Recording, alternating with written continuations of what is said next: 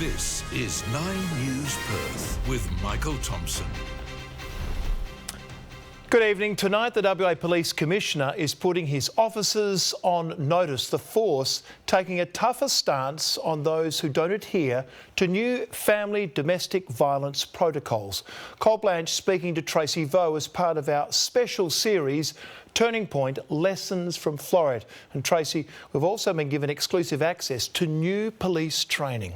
Michael, it's an overhaul of how our recruits are trained in the wake of the Floreat killings a year ago this week. It's intense to watch what our new crop of men and women in blue are put through as they prepare for the real world.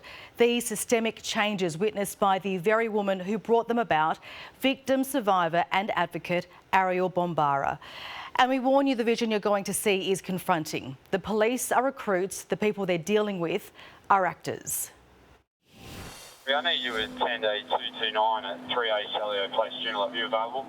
A baptism of fire before these recruits, who are new in blue, head out on the beat.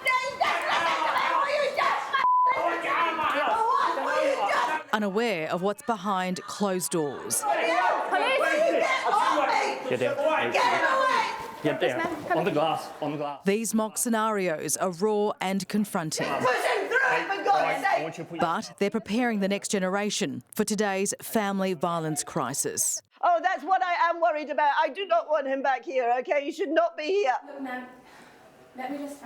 Sorry, I'm not angry at you, OK? So, Richard, I'm going to inform you. Yes, you're under arrest for the aggravated assault from upstairs, but you're also under arrest for a breach of a family violence restraining order.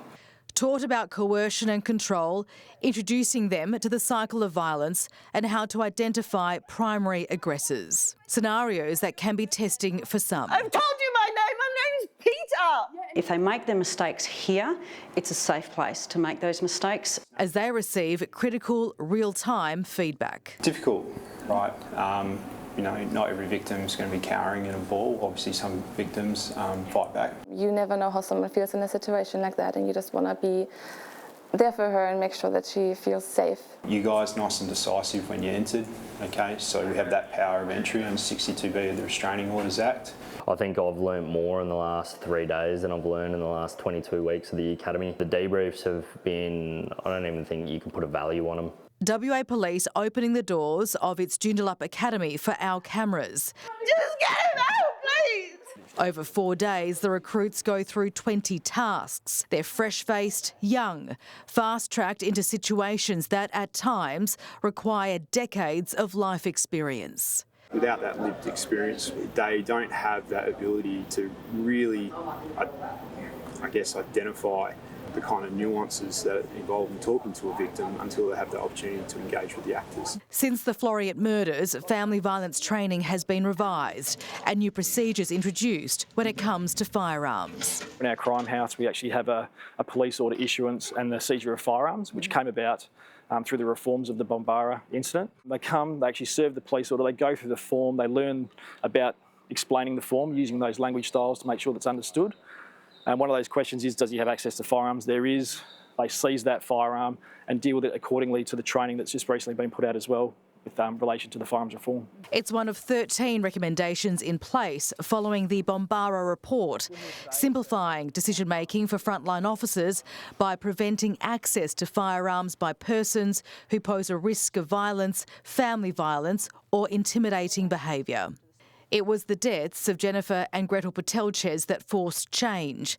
Their killer, Mark Bombara, licensed to own 13 guns, despite repeated pleas from his daughter Ariel. One of the learnings from that tragedy, from Ariel's tragedy, was that we didn't record the conversation with the victim survivors at the time. Now, we will do that. That has been a policy that we've introduced as part of those recommendations. It is done with the consent of the person making the complaint. When we capture those conversations, if that individual police officer makes the wrong risk assessment, with good intentions, but the wrong risk assessment, or has the wrong attitude to family violence, it will be captured by a triage process that occurs immediately after that. Ariel, you've been able to witness the training up at the police academy.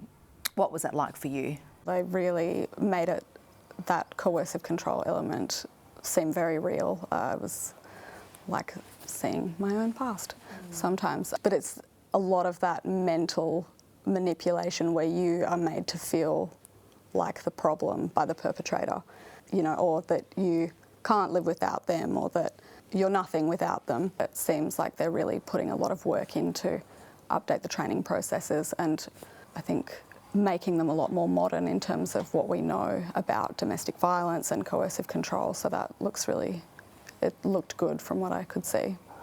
It's promising. What more can police do?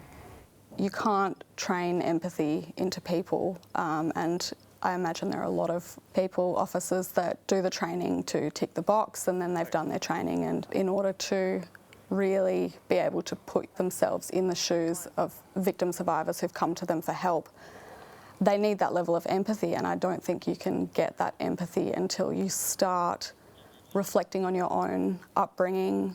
For men who were raised by fathers like mine, I think it does take a very hard, honest look internally, and that's, I just think, a very first step. Tonight, a guarantee from WA's Police Commissioner that his officers are committed. I want to make sure that my police force takes family violence seriously. We listen to victim survivors and we do our job as best we can for our community here in WA. I give that commitment to our victim survivors.